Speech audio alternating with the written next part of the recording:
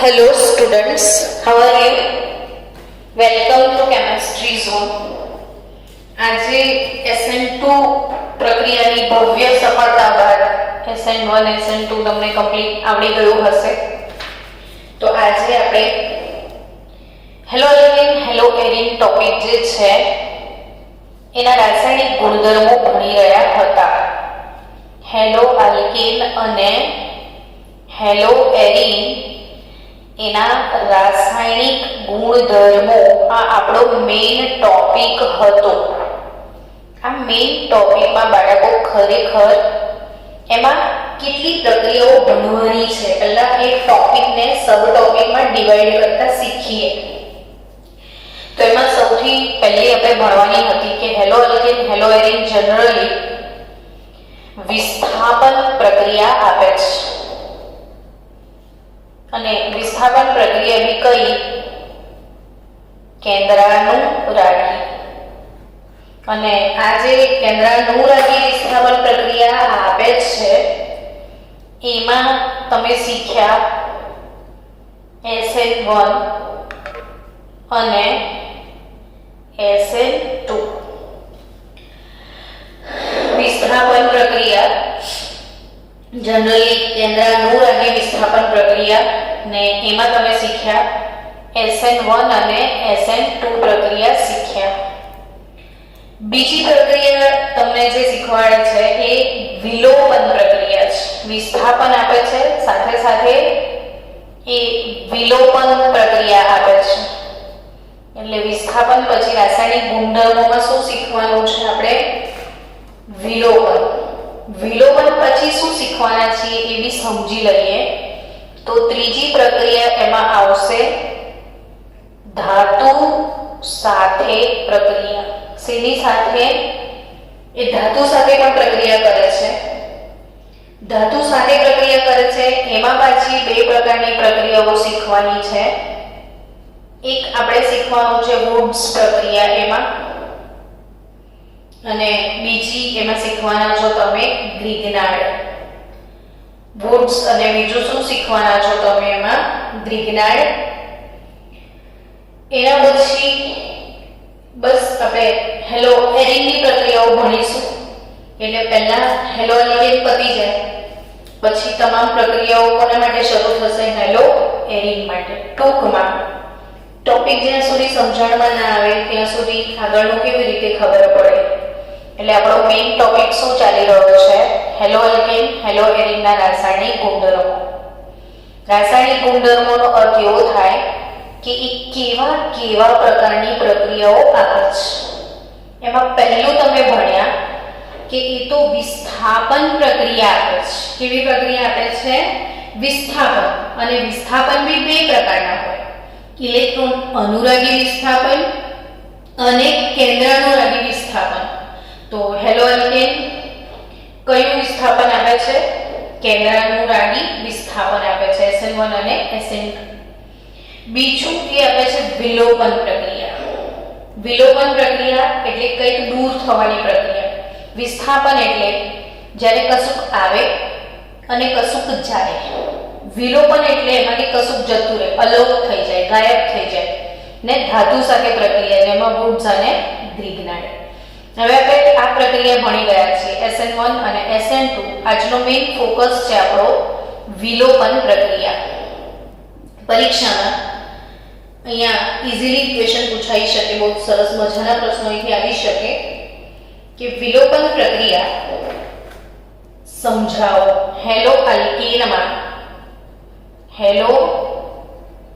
આલ્કેનમાં beta વિલોપન પ્રક્રિયા સમજાવો. આવો પ્રશ્ન આવી શકે. આ મોટો પ્રશ્ન છે. 3 થી 4 માર્કનો થિયરી છે ને આ 3 થી 4 માર્ક સોમવારે આપણો લેક્ચર છે ને, તો હું તમારા સાથે ડિસ્કસ કરી લઈશ. અને આજે છેલ્લે પણ મને યાદ કરાવજો, થોડું ડિસ્કસ કરીશું આપણે સિલેબસના બારેમાં. તો હેલો આલ્કેનમાં બીટા વિલોપન પ્રક્રિયા. બીટા વિલોપન એટલે શું બાળકો? ખબર છે તમને કે આને શા માટે બીટા વિલોપન કહેવામાં આવે છે? તો પહેલા હું તમને પ્રક્રિયા સમજાવું, પછી પ્રક્રિયાની ડિટેલ સમજાવીશ. તો થોડીક વાત કરી લઈએ પ્રક્રિયાની મિકેનિઝમ અને પછી એને શું શું કહેવાય છે એ સમજીએ. ચલો ધારો કે મારી પાસે હેલો અલ્કેન છે. હેલો અલ્કેનમાં અહીંયા હેલોજન છે. હેલોજન ધરાવતો જે કાર્બન બને બાળકો, હેલોજન ધરાવતો કાર્બન એની બાજુવાળા કાર્બનને આલ્ફા કાર્બન કહેવાય અને એના પડોશીને બીટા કાર્બન કહેવાય. હેલોજન યુક્ત કાર્બન એટલે આલ્ફા કાર્બન અને એનો પડોશી એટલે બીટા કાર્બન. હવે બીટા કાર્બન પરથી દૂર થવાનો છે હાઇડ્રોજન. તો બીટા પરથી હાઇડ્રોજન દૂર થશે ને આલ્ફા પરથી હેલોજન દૂર થશે. બીટા પરથી શું દૂર થશે? હાઇડ્રોજન. અને આલ્ફા પરથી શું દૂર થશે? હેલોજન. પાક્કું યાદ રાખજો, બીટાથી હાઇડ્રોજન, આલ્ફાથી હેલોજન એટલે દૂર. કશું દૂર થાય ને એને ડી કહેવાય. રિમૂવ કરવાની વસ્તુ ડીમોનેટાઇઝેશન, ડીહાઇડ્રેશન. ડી એટલે તમારા બોડીમાંથી કંઈક દૂર થઈ રહ્યું છે, પાણી દૂર થાય તો ડીહાઇડ્રેશન. તો અહીંયા બે વસ્તુ દૂર થાય, હાઇડ્રો અને હેલો. એટલે આ પ્રક્રિયાને ડીહાઇડ્રોજિનેશન પ્રક્રિયા પણ કહેવાય. આ પ્રક્રિયાને શું કહેવાય? ડીહાઇડ્રોજિનેશન પ્રક્રિયા. તો આ ડીહાઇડ્રોજિનેશન પ્રક્રિયા છે અથવા આને બીટા વિલોપન પ્રક્રિયા પણ કહેવાય. ડીહાઇડ્રોજિનેશન અથવા બીટા વિલોપન પ્રક્રિયા. ડીહાઇડ્રોજિનેશન અથવા શું કહેવાય? બીટા વિલોપન પ્રક્રિયા. શું વિલોપ થવાનો છે? બીટાથી હાઇડ્રોજન, આલ્ફાથી હેલોજન. કોની હાજરીમાં થશે? હવે એ અગત્યનું છે, બહુ જ અગત્યની પ્રક્રિયા છે બાળકો. હું એકની એક વસ્તુ 5 વાર બોલી રહી છું, તમને એમ થતું હશે મેડમ કંટાળો આવે છે, પણ બતાવો બહુ જ ઇમ્પોર્ટન્ટ પ્રક્રિયા છે, બહુ જ અગત્યની છે. કેમ? તો કે જ્યારે પરિવર્તનો લખવા બેસીશું ને તો બધા જ કાર્બનિક પરિવર્તનમાં આ પ્રક્રિયા 95% તમને જોવા મળશે. 95%. એટલે વિલોપન પ્રક્રિયા અગત્યની છે જે આવડવી જોઈએ. આમાં શું વપરાય એ ધ્યાન રાખજો. તો એમાં આલ્કોહોલિક દ્રાવણ સાથે KOH અને એ KOH જલીય નહીં, પાક્કું યાદ રાખજો, જલીય નહીં, જળમાં નથી ઓગાળવાનું. KOH ને આલ્કોહોલમાં ઓગાળીને લેવાનો છે. તો KOH નું જલીય દ્રાવણ, તો જલીય દ્રાવણ નહીં, KOH નું આલ્કોહોલીય દ્રાવણ. તો આલ્ફાથી હેલો આ જતો રહેશે, બીટાથી હાઇડ્રો આ જતો રહેશે. તો હાઇડ્રોજન ને હેલોજન બે વસ્તુ ગઈ. હવે કોણ કોની સાથે જશે? તો K સાથે હેલોજન જશે એટલે KCl દૂર થશે, મતલબ Cl હોય તો KCl ને હેલોજન કંઈ પણ હોય તો KX ને HOH સાથે જશે. HOH સાથે જશે એટલે પાણી પણ દૂર થશે. હવે બે બંધ જતા રહ્યા. અરે બાપરે, આવું ચાલે? બે બંધ જતા રહ્યા, આ બંધ ગયો, આ બંધ ગયો. તો કાર્બનને તો બંધ 4 હોવા જ જોઈએ. તો જ્યારે બે બંધ જતા રહે તો શું થાય? તો કે બે બંધ આમ જતો રહેશે, આમ જતો રહેશે. સમજો કે પાઈ બંધનું નિર્માણ થાય, નવો બંધ બને, પાઈ બંધનું નિર્માણ થાય. જોયું બાળકો? આપણે આવી પ્રક્રિયા યોગશીલ ભણ્યા હતા, યાદ કરો. યોગશીલ પ્રક્રિયા છે, યોગશીલ પ્રક્રિયા. આ આલ્કીન છે, એમાં હું HCl નાખું છું તો શું થતું? આલ્કીનમાં HCl નાખતા હતા તો શું થતું? તો કે આ પાઇબંધ તૂટી જતો હતો અને એક બાજુ H ને એક બાજુ Cl ઉમેરાતો હતો. યાદ આવ્યું? તો એ જ તો પ્રક્રિયા છે, એની ઊંધી છે. જુઓ, આ એક બાજુનો H, આ બીટાનો H ને આલ્ફાનો હેલો, આ બંને નીકળી ગયા, આ બે બંધ અહીંયા, આ આમ ને આ આમ બે બંધ બન્યા હતા. હવે એની ઊંધી પ્રક્રિયા, તો આ બે બંધ તૂટી જશે તો શું બને? દ્વિબંધ બને કે નહીં? તો ખરેખર જે વિલોપન પ્રક્રિયા છે એ યોગશીલ પ્રક્રિયાની ઊંધી પ્રક્રિયા છે, રિવર્સ પ્રક્રિયા છે. તો આ હાઇડ્રોહેલોજિનેશન કહેવાય, આ ડીહાઇડ્રોહેલોજિનેશન કહેવાય. તો બીટા વિલોપન, હવે વધારે ઉદાહરણ લઈએ એટલે વધારે ક્લિયર થાય કે બીટા વિલોપન એટલે શું. તો કે CH3 CH2 Cl plus KOH એ બી આલ્કોહોલિક. ઘણીવાર અહીંયા ઇથેનોલ એવું લખેલું આવશે એક્ઝામમાં, આલ્કોહોલિક KOH અથવા ઇથેનોલ એવું લખેલું આવે. તો ઇથેનોલ એવું લખેલું આવે એટલે આપણે સમજી જઈએ કે ભાઈ આલ્કોહોલિક છે. તો શું કરવાનું કે બસ આ હેલોજન જે કાર્બન સાથે જોડાયો છે આલ્ફા, એની બાજુવાળો કાર્બન બીટા, આલ્ફાથી હેલો, બીટાથી હાઇડ્રો, કે જોડે Cl જશે, KCl, પાણી દૂર થશે તો તમને મળશે CH. અહીંથી હાઇડ્રોજન ગયો એટલે CH2 ડબલ બોન્ડ CH2. એટલે તમારી પાસે હતું ઇથાઇલ ક્લોરાઇડ, તમારી પાસે હતું ઇથાઇલ ક્લોરાઇડ ને તમને એમાંથી મળી ગયું છે ઇથીન. ઇથાઇલ ક્લોરાઇડ માંથી શું બને છે? ઇથીન બને છે. ઇથાઇલ ક્લોરાઇડ માંથી શું મળે છે? ઇથીન. તો આ હેલો એલ્કેન હેલો એરિનની વિલોપન પ્રક્રિયા આઈ થિંક સમજમાં આવી ગઈ હશે. થોડુંક વધારે આગળ વધીએ. જો આ જ પ્રક્રિયા 2-5 ઉદાહરણ લઈએ કે આ જ પ્રક્રિયા CH3 CH2 Cl, આનું આ જ છે. ઉમેરેલો પણ KOH જ છે એક્ઝામમાં, પણ KOH એક્વિયસ લખાયેલું આવે. એક્વિયસ એટલે જલીય બાળકો. આવું લખેલું આવે તો મેડમ શું નિપજ આવે? તો ઉપરવાળી નિપજ ના આવે. શું આવે? જો CH3 CH2 Cl નું OH વડે વિસ્થાપન થશે, અહીંયા OH આવી જશે અને KCl દૂર થઈ જશે. તો આ બહુ અગત્યનો તફાવત છે બાળકો કે આલ્કોહોલિક KOH આલ્કોહોલિક હોય તો વિલોપન પ્રક્રિયા થાય ને KOH જલીય હોય તો વિસ્થાપન પ્રક્રિયા થાય. અમે 11મા ધોરણમાં પણ તમને આટલી જ ધીમે ધીમે ખાસી બધી વાર ચાવીને શીખવ્યું હતું કે આ તફાવત ભૂલતા નહીં. જો અહીંયા નિપજ CH3 CH2OH મળ્યું, જ્યારે અહીંયા આલ્કીન મળે છે. આ તમામ આપણે પાછળ સ્વાધ્યાયની અંદર પરિવર્તનો આપ્યા છે ને એમાં આ જ બે પ્રક્રિયાઓ આયા જ કરશે બધા જ પરિવર્તનોમાં. સો આપણે આગળ વધીએ. હવે જો તમને આવો કોઈ પદાર્થ આપ્યો છે CH3 CH3 ને એની જોડે Cl અથવા Br કોઈ પણ હેલોજન છે, આની પ્રક્રિયા KOH આલ્કોહોલિક સાથે થઈ રહી છે તો નિપજ તરીકે તમે શું લખશો?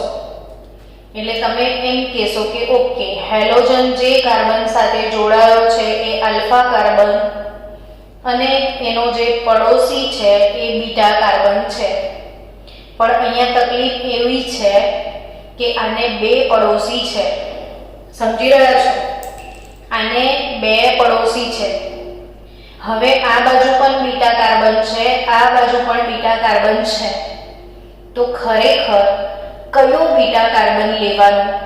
તો તમે એક વસ્તુ નોટિસ કરો કે બંને બાજુના બીટા સરખા જ છે. આમાં પણ એક જ કાર્બન છે, આમાં પણ એક જ કાર્બન છે. અર્થાત કે બંને આલ્કાઇલ બ્રાન્ચ એક સમાન છે, બંને આલ્કાઇલ બ્રાન્ચ એક જ સમાન છે. તો શું કરીશું? તો કે આલ્ફાથી હેલો નીકાળી દઈશું, બીટાથી હાઇડ્રોની કાઢી દઈશું તો કોઈ બી બીટા પસંદ કરે તો CH3 CH આ Cl ગયો ને અહીંથી H ગયો તો ડબલ બોન્ડ CH2 પ્રોપીન તમને મળશે. આ માર્કોનિકોફનો નિયમ જે છે, ઊંધું જાવ તો માર્કોનિકોફ ને સીધું આવો તો આ વિલોપન પ્રક્રિયા, તો આ પ્રોપીન નિપજ તરીકે મળશે. પણ જ્યારે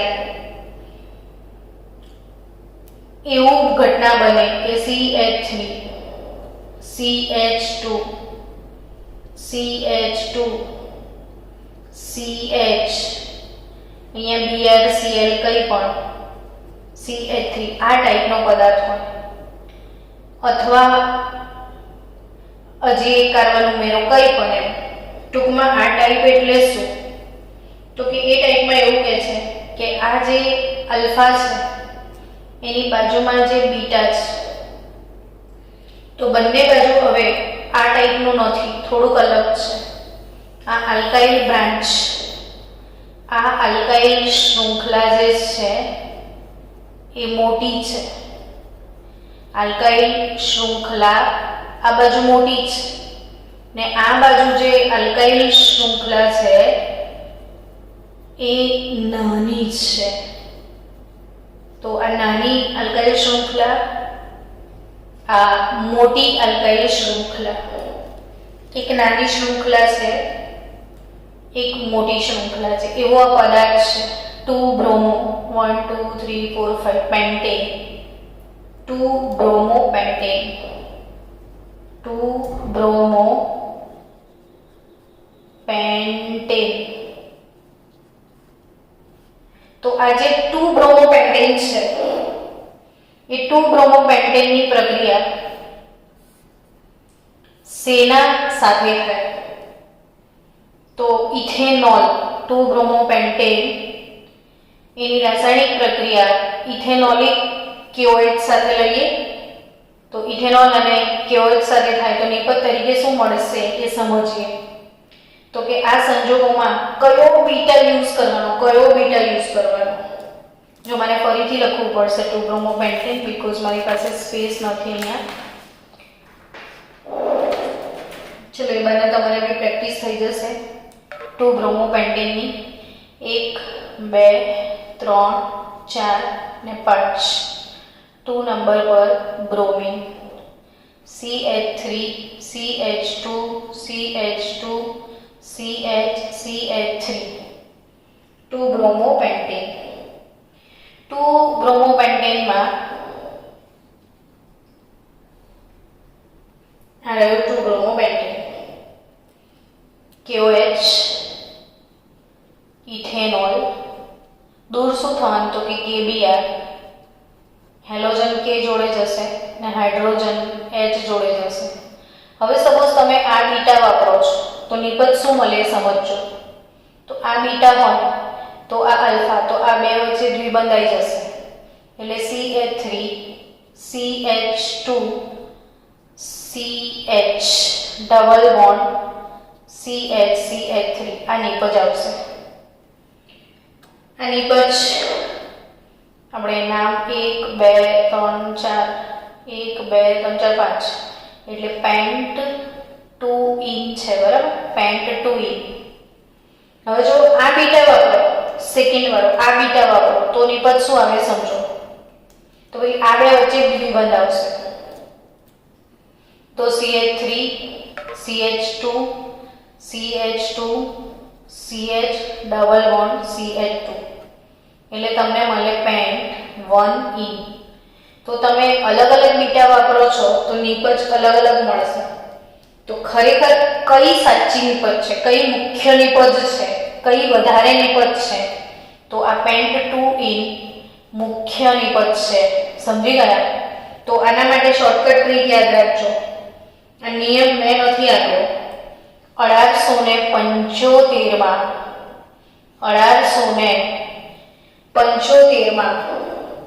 રશિયન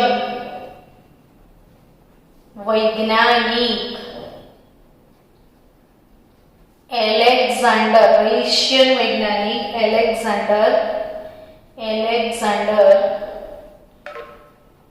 ઝેત્સેવે આપ્યો છે. ઝેત્સેવ, એલેક્ઝાન્ડર ઝેત્સેવ. તો એને સેટઝેવ એવો ઉચ્ચાર પણ થાય છે, એના માટે સેટઝેવ પણ કહે છે, ઝેત્સેવ પણ કહે છે.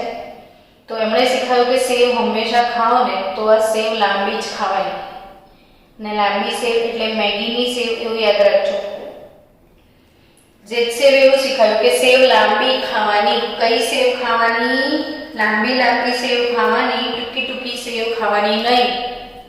તો સેવ હંમેશા લાંબી ખાવાની. સેવ હંમેશા લાંબી ખાવાની. યાદ રહ્યો મેં શું કીધું? અર્થાત કે આ આલ્કાઇલ શૃંખલા લાંબી છે ને આ આલ્કાઇલ શૃંખલા ટૂંકી છે, તો મુખ્ય નિપજ લાંબી શૃંખલાવાળા બીટાની ગણાય. મુખ્ય નિપજ કયો બીટા કન્સિડર કરવાનો? લાંબી શૃંખલાવાળો. તો આ નિયમ કોણે સમજાવ્યો હતો? રશિયન વૈજ્ઞાનિક ઝેત્સેવ. એટલે આને ઝેત્સેવનો નિયમ કહેવાય છે.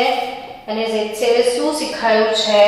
લખી લેજો કે ડિહાઇડ્રો હેલોજિનેશન. લખો તો જરા યાદ રહેશે. ડિહાઇડ્રો હેલોજિનેશન પ્રક્રિયામાં મળતી આલ્કીન નિપજ, મળતી આલ્કીન નિપજ પૈકી જે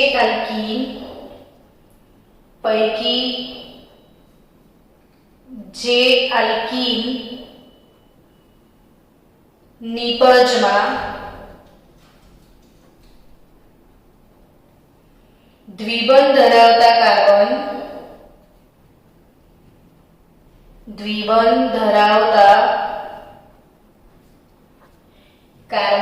વધુ સંખ્યામાં આલ્કાઇલ શૃંખલા સાથે જોડાયેલો હોય. દ્વિબંધ ધરાવતા કાર્બન વધુ સંખ્યામાં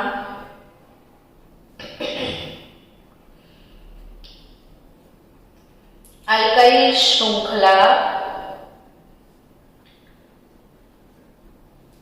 સાથે જોડાયેલો હોય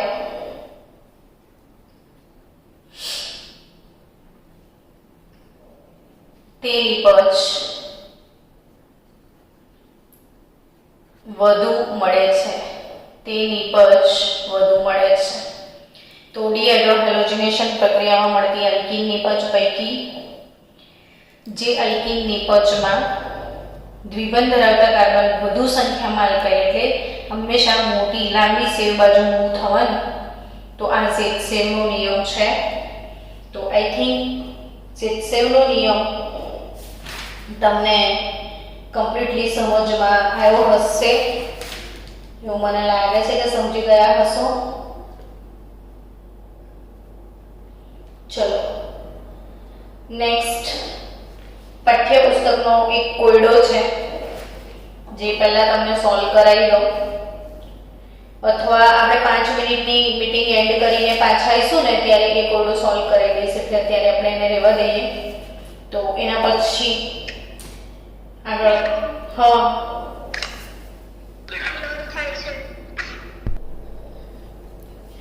અગેન આપણા પાઠ્યપુસ્તકમાં એક કોયડો છે. એ કોયડો પહેલા આપણે સોલ્વ કરવો બહુ જરૂરી છે. તમને આ ચેપ્ટર જે છે એમાં બહુ જ બધા કન્વર્ઝન છે. સ્વાધ્યાયમાં 32 કે એવા કંઈક કન્વર્ઝન છે, જોઈ લઈએ પછી. ને બધા જ કન્વર્ઝન એક કન્વર્ઝન 5-5, 10-10 વાર લખશો ત્યારે યાદ રહેશે. તો કન્વર્ઝન એટલે પરિવર્તનો. ને એમાં આજે જે મેં 2 વસ્તુ શીખાઈ, જેમ કે તમે જલીય KOH વાપરો તો વિસ્થાપન થાય અને આલ્કોહોલિક KOH વાપરો તો વિલોપન થાય. એવું જ એક અગત્યનો મોસ્ટ આઈએમપી જે યાદ રાખવાનો છે, બહુ જ ઇમ્પોર્ટન્ટ છે એવો પાઠ્યપુસ્તકનો એક કોયડો છે કે ભાઈ હેલો અલ્કેન સંયોજનો છે, એમાં ધારો કે હું હેલો અલ્કેન લઉં RCl ને એના સાથે હું KCl ની પ્રક્રિયા કરાવું છું. હેલો અલ્કેન સાથે જલીય KCl વાપરીએ તો મેં હમણાં જ કીધું કે જલીય વાપરો છો તો વિસ્થાપન પ્રક્રિયા થાય. એટલે આ જે CN છે એ અહીંયા Cl ના સ્થાને જતું રહેશે. એટલે નિપજ તરીકે શું મળે તમને?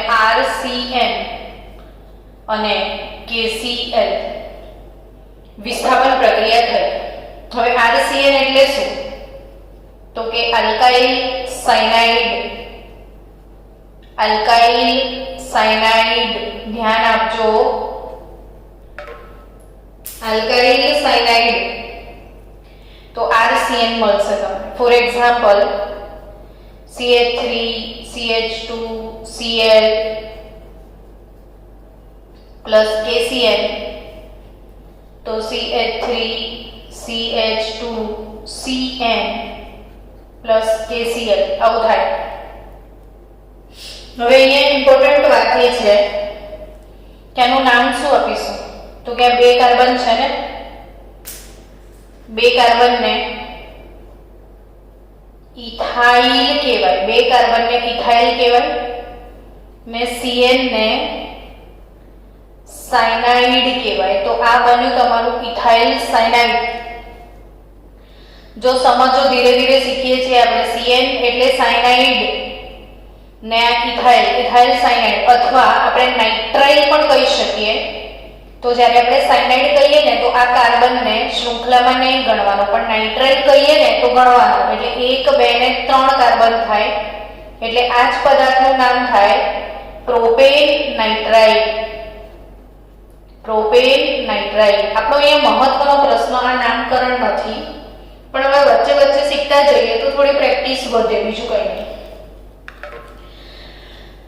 અગત્યની વાત શું છે અહીંયા, એક જ મિનિટ, ગળામાં છે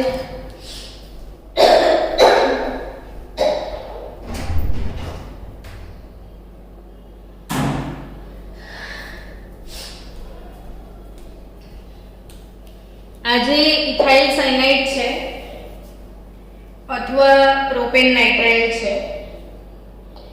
તો આવું કેમ થયું? તો કે આપણે ઉભયદંતી પ્રક્રિયકો એવું ભણ્યા હતા C ટ્રિપલ બોન્ડ N માટે. કાલે જ ભણ્યા હતા કે કેટલાક પ્રક્રિયકો ઉભયદંતી હોય છે, કેટલાક પ્રક્રિયકો ઉભયદંતી હોય છે. આમાં જે Cn- છે એ C દાતા પરમાણુ પણ આપે છે, એની પાસે N દાતા પરમાણુ પણ છે, એની પાસે C દાતા પણ છે, N દાતા પણ છે. યાદ રાખજો, જો C દાતા પરમાણુ તરીકે હોય તો RCN બને, અને N દાતા પરમાણુ તરીકે હોય તો NC બને. આને આપણે સાયનાઇડ કહીએ છીએ ને આ છે આઇસોસાયનાઇડ. ડન. આ શું છે?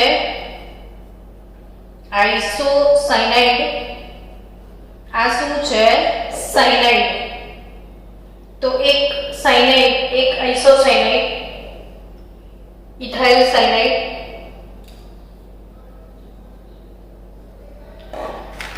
તો સાયનાઇડ, આઇસોસાયનાઇડ. હવે એક અગત્યની વાત છે કે અહીંયા આપણે KCN વાપર્યું તો સાયનાઇડ સંયોજન મળે, પણ એ જ રીતે જો CH3 CH2 Cl લઈએ અને KCN ને બદલે હું AgCN વાપરું છું. ધ્યાન આપજો, KCl ને બદલે હું AgCN વાપરું છું તો નિપજ તરીકે CH3 CH2 Cn નહીં મળે, NC મળશે. અર્થાત મને આઇસોસાયનાઇડ મળે છે. આવું કેમ થાય છે? આ કોયડો છે. આપણે હજી તો પ્રશ્ન જ સોલ્વ કરતા હતા.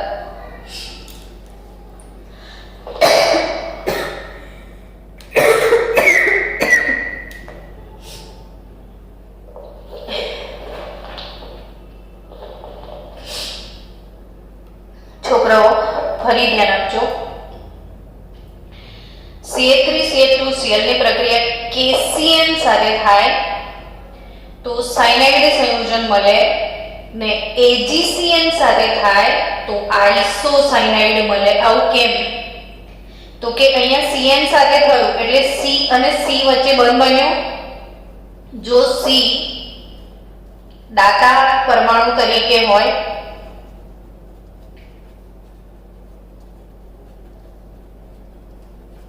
તો કાર્બન કાર્બન બંધ બને,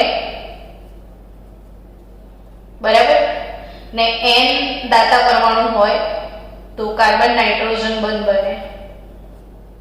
હવે કાર્બન કાર્બન બંધ અને કાર્બન નાઇટ્રોજન બંધમાં કાર્બન કાર્બન બંધ વધુ સ્થાયી છે. કાર્બન કાર્બન બંધ વધારે સ્થાયી છે. એટલે હંમેશા કોઈ બી પ્રક્રિયા એવો ટ્રાય કરે કે CC બંધ બને, CN બંધ બનાવવાનો ટ્રાય ના કરે.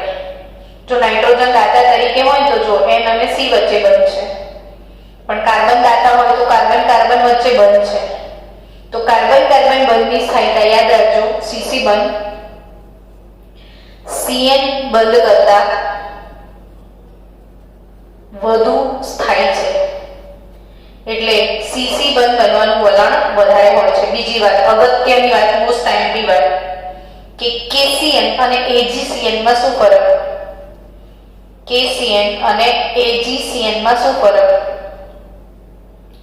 તો કે KCN આયોનિક સંયોજન છે અને AgCN સહસંયોજક સંયોજન છે. બહુ જ અગત્યનો તફાવત છે. KCN નો સ્વભાવ આયોનિક છે, AgCN નો સ્વભાવ સહસંયોજક છે. અરે બાપરે! એટલે આ પાણીમાં K+ ને Cn- તરીકે છૂટું પડી જશે અને આ Cn- આ R જોડે CC બંધ બનાવી નાખશે. જ્યારે આ આયોનિક નથી, આ સહસંયોજક છે એટલે છૂટું પડે જ ના. Ag + Cn- એવું છૂટું પડશે નહીં. હવે AgCN માં C જલ્દી છૂટો જ નથી પડતો, તો C વડે બંધ બનવાની શક્યતાઓ ઓછી થઈ જાય. એવા સંજોગોમાં આ નાઇટ્રોજન દાતા તરીકે વર્તી લેશે અને ઊંડેથી જોડાઈ જશે. એટલે અગત્યની વાત કે KCN આયોનિક છે, એ K+ અને Cn- આપશે, જ્યારે AgCN સહસંયોજક છે એટલે આમાં કાર્બન પરમાણુ મુક્ત નથી. કાર્બન પરમાણુ મુક્ત નથી, જેથી એ બંધ બનાવી શકે નહીં. એટલે પાછળથી જે નાઇટ્રોજન છે એ બંધ બનાવશે. એટલે KCN વાપરો તો સાયનાઇડ મળે, ને AgCN વાપરો તો આઇસોસાયનાઇડ મળે છે. આ એક પાઠ્યપુસ્તકનો કોયડો સોલ્વ કરતા બી કેટલી બધી વાર લાગે છે, કેમ કે સમજાવવું પડે નાની નાની વાતોને મારે તમને. તો એ કોયડો સોલ્વ થઈ ગયો આપણો. હવે આપણે આગળ વધીએ ત્રીજી પ્રક્રિયા તરફ, અને એ પ્રક્રિયા છે ધાતુ સાથેની પ્રક્રિયા. કઈ પ્રક્રિયા તમે ભણવા જઈ રહ્યા છો? ધાતુ સાથે પ્રક્રિયા. તો ધાતુ સાથે પહેલી ગ્રિગ્નાર્ડ પ્રક્રિયા આવશે. ધાતુ સાથે કઈ પ્રક્રિયા? એ ગ્રિગ્નાર્ડ પ્રક્રિયા.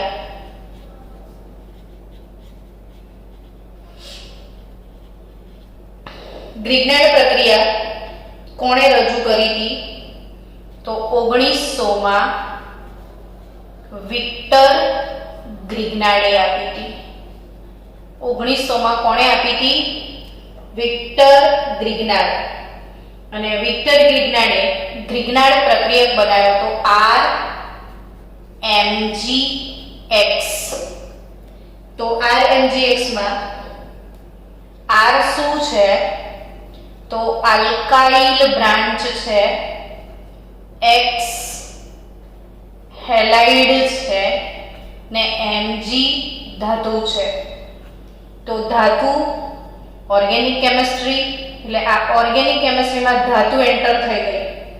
ઓર્ગેનિક કેમિસ્ટ્રીમાં ધાતુ આવી ગઈ. જો સમજો, ઓર્ગેનિક કમ્પાઉન્ડ હતું, કાર્બનિક સંયોજન હતું RX. તમે એની મેગ્નેશિયમ ધાતુ સાથે પ્રક્રિયા કરાવો છો સૂકા ઈથરની હાજરીમાં, ડ્રાય ઈથરની હાજરીમાં, તો R અને X વચ્ચે ઘૂસ મારે છે મગનલાલ. જો R અને X વચ્ચે કોણે ઘૂસ મારી મગનલાલે? તો આલ્કાઇલ મેગ્નેશિયમ હેલાઇડ અને આ ઓર્ગેનિક કેમિસ્ટ્રી કાર્બનિક સંયોજન ધાતુ સાથે પ્રક્રિયા કરે તો આવા સંયોજનોને કાર્બધાત્વિક સંયોજનો કહેવાય. Organo metallic compound, OMC compound કહેવાય. OMC, organo metallic compound, OMC. તો વિક્ટર ગ્રિગ્નાર્ડે આ ધાતુ સાથેની પ્રક્રિયા શીખવાડી હતી. વિક્ટર ગ્રિગ્નાર્ડે ધાતુ સાથેની પ્રક્રિયા શીખવાડી, એટલે આલ્કાઇલ મેગ્નેશિયમ હેલાઇડને ગ્રિગ્નાર્ડ પ્રક્રિયા તરીકે ઓળખવામાં આવે છે. તો આ હેલો આલ્કેન RX એની મેગ્નેશિયમ જોડે સૂકા ઈથરની હાજરીમાં પ્રક્રિયા થાય તો મળે શું? RMgX, alkyl magnesium halide. હવે એનું જળ વિભાજન કરવાનું છે RMgX નું. જલીય HX HCl હોય તો ક્લોરીન હોય તો HCl, Br હોય તો HBr. તો જલીય એસિડ સાથે જળ વિભાજન થાય તો R જોડે H આવી જાય અને દૂર શું થશે? Mgx2. અર્થાત આપણે મગજમાં એ સેટ કરવાનું છે કે હેલો આલ્કેન એની ગ્રિગ્નાર્ડ પ્રક્રિયા થાય તો હેલો ભૂસાઈ જાય, શું વધે? ખાલી આલ્કેન. હેલો ભૂસાઈ જાય, શું વધે? ખાલી આલ્કેન. ક્લોરોમિથેન હોય તો મિથેન, બ્રોમોમિથેન હોય તો મિથેન, બ્રોમોઇથેન હોય તો ખાલી ઇથેન. સમજ્યા? એટલે હેલોજન દૂર થઈ જશે અને ફક્ત આલ્કેન રહેશે. તો હેલો આલ્કેનમાંથી હેલોને ભૂસી કાઢવું છે તો જે રબડ વાપરવાનું છે એ ગ્રિગ્નાર્ડનું રબડ વાપરવાનું, એવું યાદ રાખવાનું. તો હેલો આલ્કેનથી આલ્કેન મળશે તમને. હેલો આલ્કેનથી શું મળશે? આલ્કેન. હવે એક કામ કરો, 5-10 હેલો આલ્કેન લખી નાખો. આ CH3CH2Cl એની પ્રક્રિયા થાય છે મેગ્નેશિયમ સાથે. સૂકો ઈથર આપણે વાપરીએ તો CH3 CH2 Cl ને વચ્ચે આવી જશે Mg. તો ઇથાઇલ મેગ્નેશિયમ ક્લોરાઇડ થયું. નેક્સ્ટ સ્ટેપમાં એનું જલીય HCl ની હાજરીમાં જળ વિભાજન થાય તો નિપજ તરીકે શું આવશે? CH3 બસ ઇથેન. આ હતું ક્લોરો ઇથેન, બન્યું ફક્ત ઇથેન, ક્લોરો ગાયબ. તો આ કહેવાય ગ્રિગ્નાર્ડ પ્રક્રિયા. હવે બાળકો આવી 5-7 પ્રક્રિયાઓ તમે જાતે પૂરી કરજો. CH3I, CH3 CH2 CH2Br, CH3 CH2 CH2 CH2 CH2Cl. આ 3 સાથેની ગ્રિગ્નાર્ડ પ્રક્રિયા ધાતુ સાથેની તમે પૂરી કરજો. એટલે આપણે વુડ્સ પ્રક્રિયા તરફ આગળ વધીશું. તો વુડ્સ પ્રક્રિયા એટલે ધાતુ સાથેની પ્રક્રિયા પતાવવાની છે.